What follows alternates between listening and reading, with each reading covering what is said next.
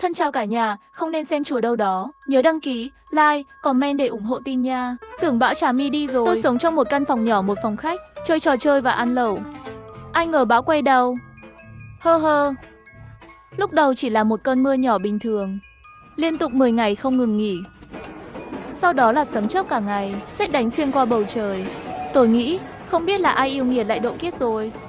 Và nước mưa trong khu vực càng ngày càng nhiều, ngập đầy nhà ở tầng 1. Tôi bị mắc kẹt ở nhà, không tái sinh, không có ý chí, và tôi phụ thuộc vào việc tích trữ hàng ngày. Có một sự thay đổi.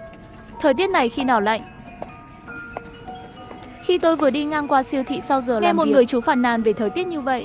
Bây giờ là 5 giờ chiều rồi, nhiệt độ hiển thị trên điện thoại vẫn là 39 độ. Nghỉ lễ Quốc khánh rồi, tôi cũng vừa lúc đến siêu thị ghé qua mua chút đồ. Vào siêu thị, một cơn gió mát mẻ. Thật tuyệt. Cuối cùng cũng có sức sống lại. Tôi đẩy giỏ hàng, vừa nghĩ vừa đi vào trong. Đi ngang qua khu ăn vặt, muốn mua chút đồ ăn vặt, nhưng có lẽ lâu rồi không đến siêu thị. Nhìn cái gì cũng muốn ăn, vô tình lấy rất nhiều. Lại đi mua một ít rau và trái cây, mua mấy gói mì muốn ăn. Lúc mua cái gì cũng muốn ăn đều muốn lấy. Hơn 500 tệ. Mặc dù hơi đau lòng, nhưng vẫn chấp nhận được. Hơn nữa như vậy mấy ngày tới cũng không cần phải ra ngoài nữa. Ra khỏi cửa siêu thị, tôi định đi xe buýt. Nhìn vào đống đồ mua sắm này, lại nhìn nhiệt độ bên ngoài. Nếu đi xe buýt mang theo túi lớn túi nhỏ, tôi đoán mình có thể nóng như ly giữ nhiệt. Hay là lấy điện thoại ra gọi xe. Vừa kịp đổi mùa rồi, phải mua một đôi giày chạy bộ mới. Mua giày chạy bộ xịn đáng và tiết kiệm tiền. Đề nghị sử dụng nền tảng ứng dụng nhận dạng hàng, so sánh xu hướng giá của các cửa hàng trên toàn mạng trong thời gian thực, trực tiếp tìm cho bạn toàn bộ mạng giá thật.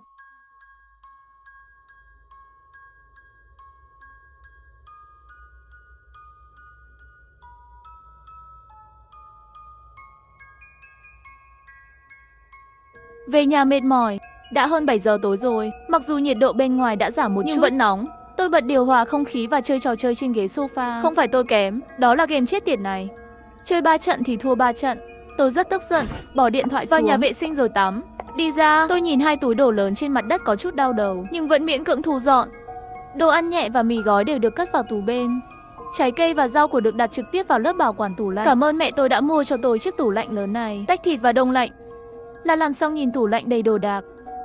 Cảm ơn lần nữa, mẹ tôi mua cho tôi cái tủ lạnh to này. Đang định làm một món mì trộn thịt.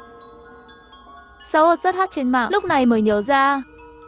Trong nhà đã hết ớt rồi. Món mì này làm sao có thể thiếu ớt chứ. Nhanh chóng đặt hàng mua 2 gói ớt. Vô tình phát hiện trong siêu thị này đang làm hoạt động.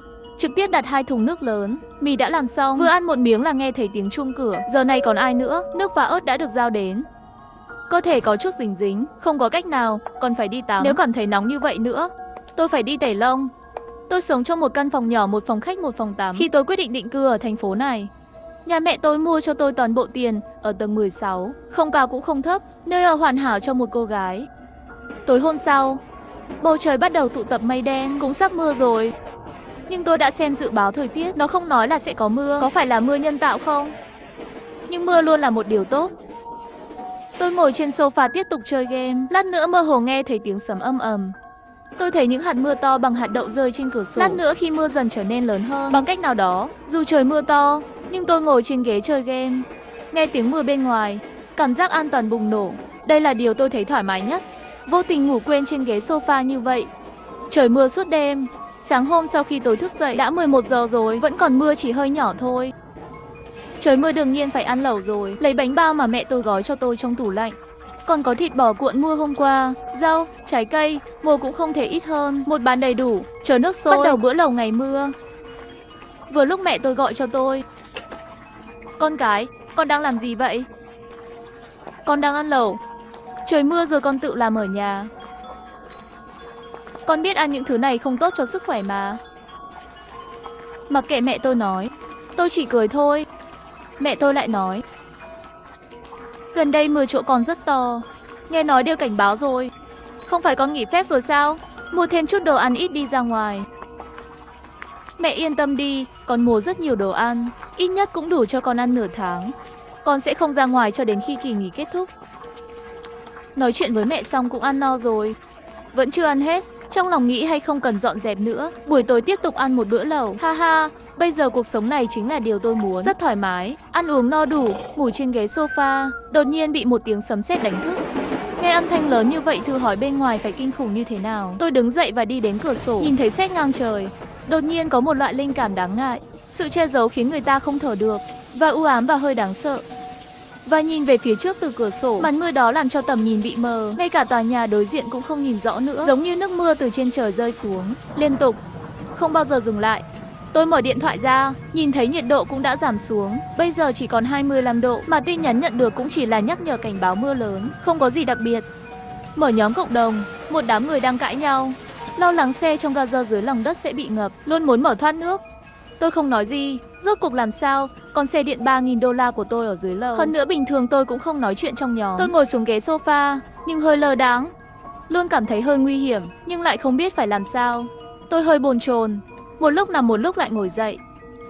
Tôi cảm thấy mình cần phải làm gì đó, đứng lên và kiểm tra nhà.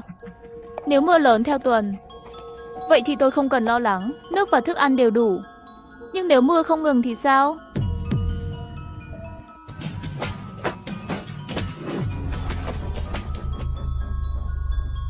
Vào cuối cơn mưa, tôi sống trong một căn phòng nhỏ một phòng khách, chơi trò chơi này và ăn lẩu, cảm giác an toàn chết tiệt này bùng nổ. Nếu mưa lớn sẽ dừng lại trong vòng 1 tuần, vậy thì nước và thức ăn của tôi sẽ đủ. Nhưng nếu mưa này không ngừng thì sao? Tôi mở điện thoại ra, muốn theo dõi mưa ở các vùng khác của đất nước. Phát hiện thành phố khác mặc dù cũng có mưa, nhưng tất cả đều bình thường, không có tình huống mưa lớn liên tục của tôi. Tôi đi quanh phòng hết vòng này đến vòng khác, vẫn không biết phải làm gì. Lại đến bên cửa sổ quan sát một chút, cảm giác như mưa lớn hơn lúc nãy một chút. Tôi tập thể dục một chút, luyện tập chiêu thức tôi mới học năm nay. Nói làm là làm.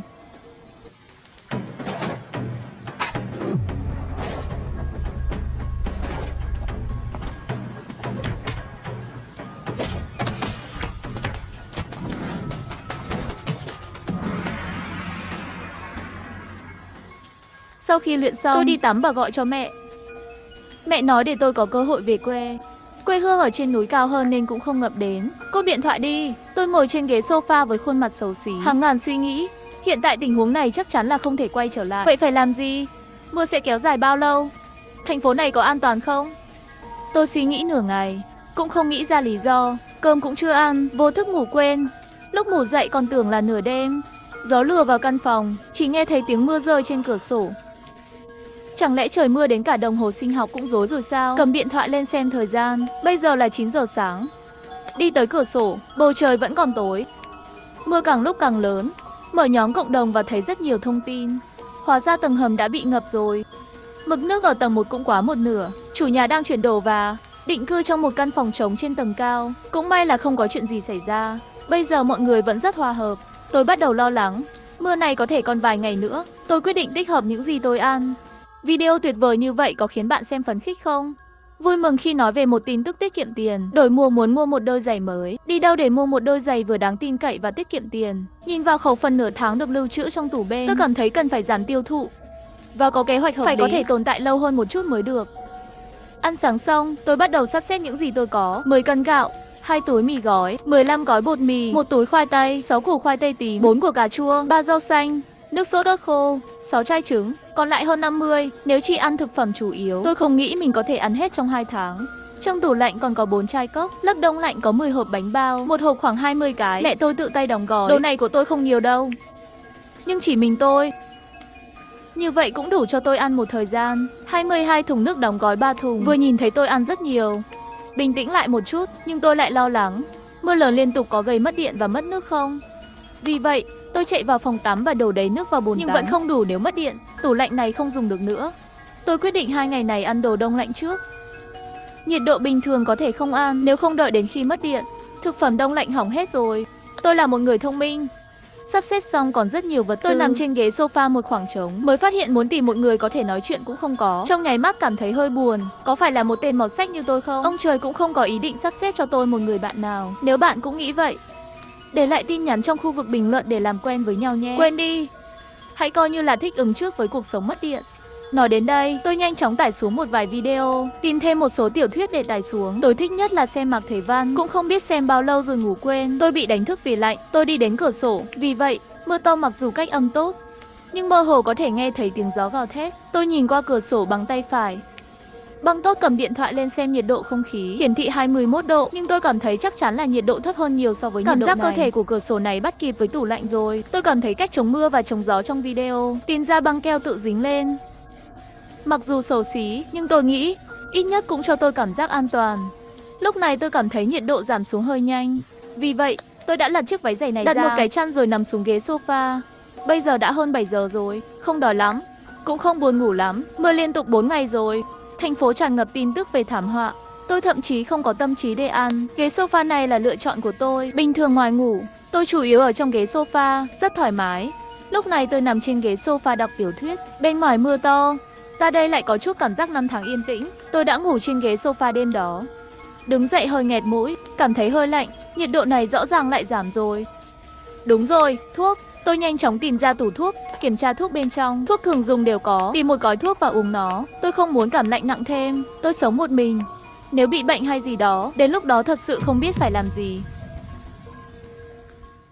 Bạn cảm thấy mưa lớn ngày tận thế như nào? Tôi sống trong một căn phòng khách nhỏ, chơi game thoải mái, nồi lẩu trước mặt. Nhưng vào đêm khuya, có người cố gắng mở cửa nhà tôi. Lỗi mật khẩu. Lúc đầu chỉ là mưa nhỏ, tiếp tục không ngừng. Sau đó là sấm chớp cả ngày, sét đánh xuyên qua bầu trời. Sau đó, nước mưa trong khu ngày càng nhiều. Mực nước thậm chí còn nhấn chìm tầng 2. Và tôi bị mắc kẹt ở nhà. Tất cả dựa vào tích trữ hàng ngày. Có một chút thay đổi. Ngày đầu tiên ở nhà, tôi nhìn thấy những đám mây đen bên ngoài cửa sổ. Sấm sét.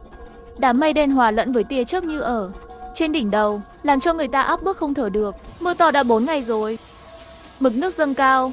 Nhà để xe dưới lòng đất và tầng 1 của khu vực đều bị ngập lụt. Là một cô gái ở mộ mình, tôi chuẩn bị vật tư trước kỳ nghỉ, đủ để tôi ăn một thời gian. Tôi thường xem Madivan.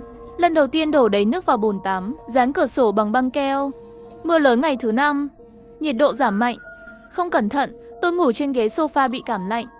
Uống thuốc mê man, mang theo chăn và cuộn tròn trên ghế sofa. Không phải là tôi không muốn ngủ trong phòng, mà là cảm thấy an toàn hơn nếu ở trên ghế sofa. Đã là 9 giờ rưỡi tối rồi, gọi điện thoại cho mẹ để báo an toàn. Nhưng tôi không nói với bà ấy là tôi bị ốm. Trong nhóm tòa nhà đã đưa ra một thông báo, nói là điện bị hư hỏng nghiêm trọng hơn. 2 ngày tới có thể mất điện. Báo cho mọi người. Đó không phải là tin tốt. Nhanh chóng tìm máy sạc để sạc. Cho đến khi bụng gầm gừ mới cảm thấy đói. Mở tủ lạnh, nhưng thật sự không biết nên ăn gì. Thời tiết hơi lạnh, và tôi bị cảm rồi. Hay là uống chút nước súp đi. Tôi nấu một bát mì, chiên thêm 2 quả trứng nữa, ăn từ từ, rửa chén xong, trong khi vẫn còn điện, nhanh chóng nằm xuống ghế sofa, chơi một vài trò chơi trong khi sạc. Kết quả trò chơi đến nửa đêm, vẫn là thua nhiều thắng ít, thật sự ảnh hưởng đến tâm trạng. Đã 1 giờ rồi, có lẽ vì ngủ nhiều nên vẫn không buồn ngủ, nhưng cũng đến giờ đi ngủ rồi. Lúc này đột nhiên mất điện, để nhà chìm vào bóng tối.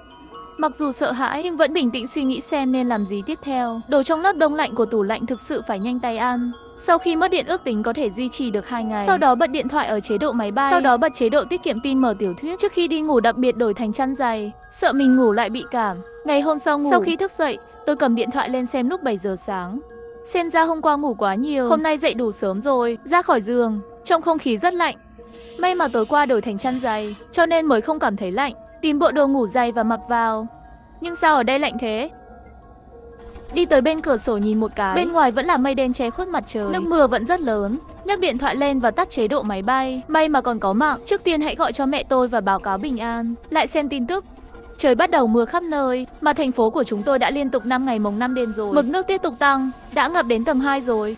Trong nhóm tòa nhà bàn tán, tôi không có tâm tư nghỉ quá nhiều. Quá đói, đặc biệt là khi trời lạnh. Cơn đói rõ rệt hơn. Đồ của lớp đông lạnh phải nhanh tay lấy ra ăn. Vào bếp thử xem. Khí ga vẫn còn, may mắn trong bất hạnh. Hôm nay hãy cho mình một bát bánh bao súp hoa trứng, đơn giản và bổ dưỡng. Bên ngoài mưa to, không khí lạnh tràn ngập, và bánh bao súp nóng hổi trước mặt tôi, làm cho tôi cảm thấy hạnh phúc trong cơn mưa này. Ăn xong đơn giản dọn dẹp. Vốn muốn mở điện thoại xem tin nhắn, ngồi trên ghế sofa nhưng cảm thấy lạnh buốt.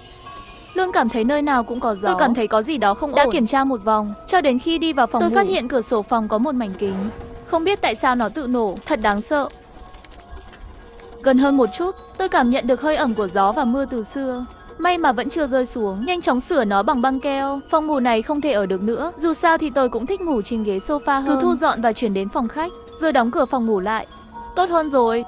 Không biết có phải do cảm lạnh không, luôn cảm thấy mệt mỏi.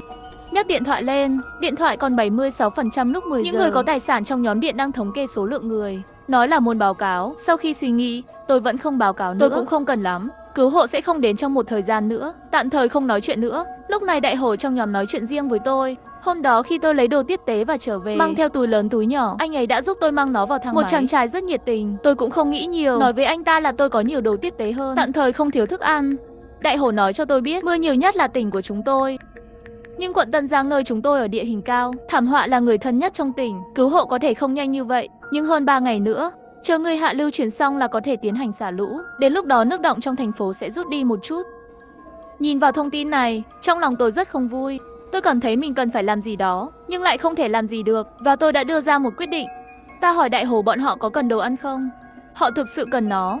Có rất ít vật tư được phân bổ cho cộng đồng của chúng tôi. Bây giờ mọi người đều thiếu hụt. Tôi đặt một túi 10 cân gạo và một túi bột mì để ngoài cửa, để anh ấy tự đến lấy.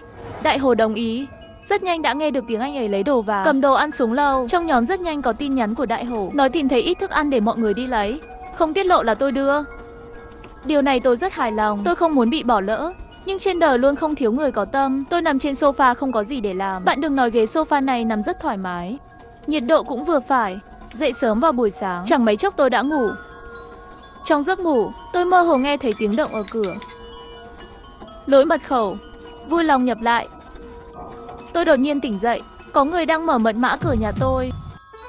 Bạn có dám tin vào ngày tận thế của cơn bão, tôi có thể sống trong một căn phòng nhỏ, chơi trò chơi, nồi lầu ở bên cạnh. Lúc đầu chỉ là một cơn mưa nhỏ bình thường, sau đó là sấm chớp, mây đen, sét đánh xuyên qua bầu trời. Sau đó, nước mưa trong khu ngày càng nhiều, mực nước tăng nhanh, đập ngập tầng 3. Tôi rất vui vì đã tích trữ hàng, yên tâm ở tầng 16. Nhưng tối hôm đó khóa cửa đột nhiên phát ra tiếng động. Lỗi mật khẩu. Mật khẩu sai rồi, có người lại cố mở mật khẩu cửa nhà tôi. Sợ quá.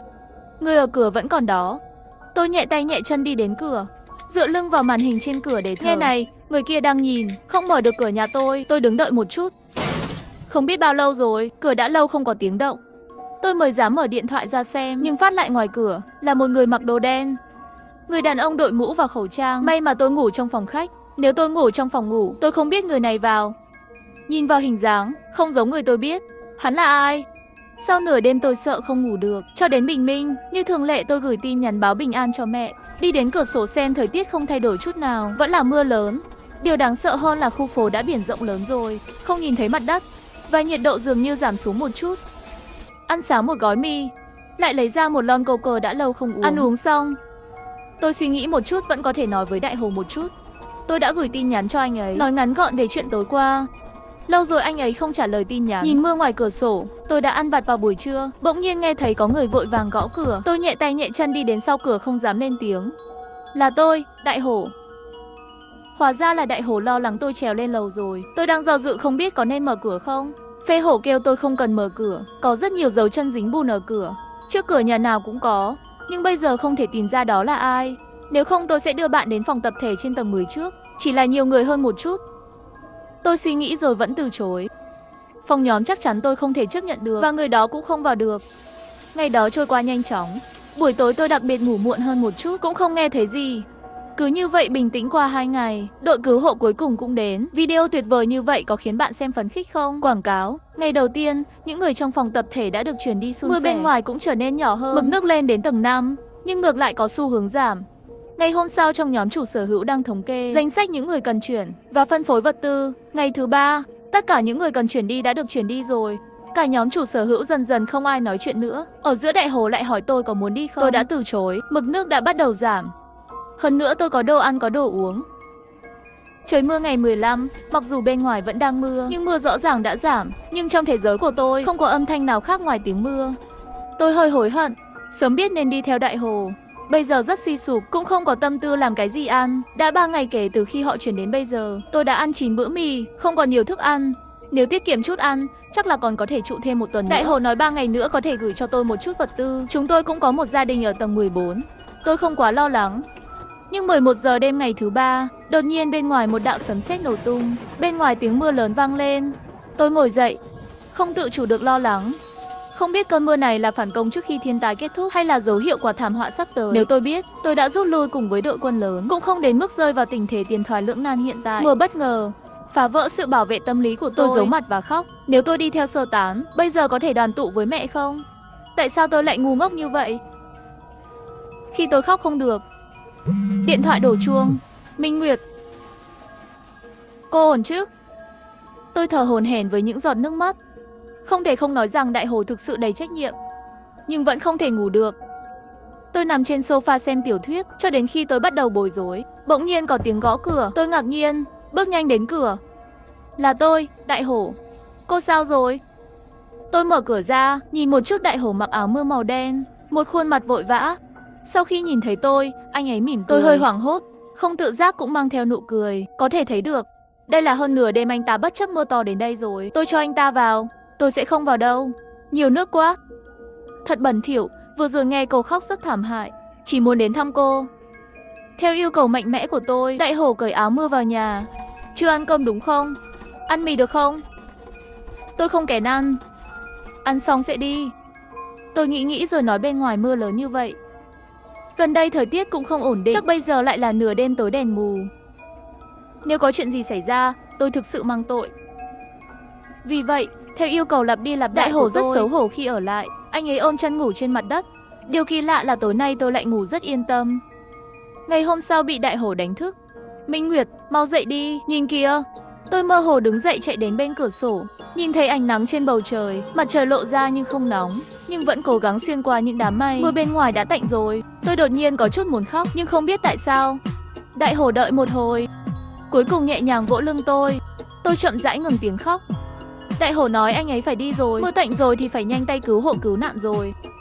Tôi chỉ do dự một chút. Tôi quyết định đi theo Đại Hổ để cứu hộ và cứu trợ thảm họa. Tôi cũng muốn đi. Sau đó chúng tôi được chia thành các khu vực khác nhau. Cũng hiếm khi liên lạc, chỉ là có một cảm xúc bị lặng lẽ chôn vùi trong lòng.